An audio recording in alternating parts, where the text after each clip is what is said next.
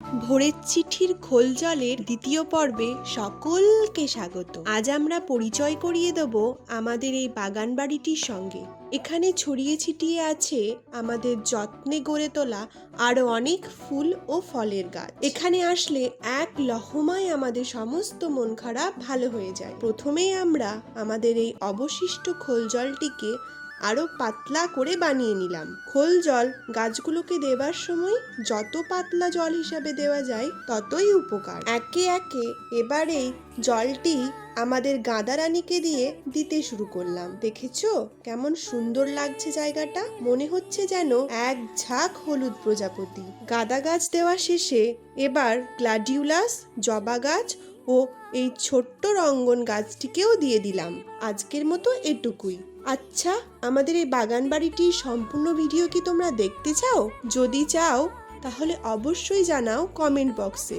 আর হ্যাঁ, ভিডিওটি ভালো লাগলে অবশ্যই সাবস্ক্রাইব করো আর বন্ধুদের মাঝখানে শেয়ার করতে ভুলো না যেন। ঠিক আছে, সবাই ভালো থাকো, সুস্থ থাকো, আনন্দে থাকো। ওকে, টাটা, বাই।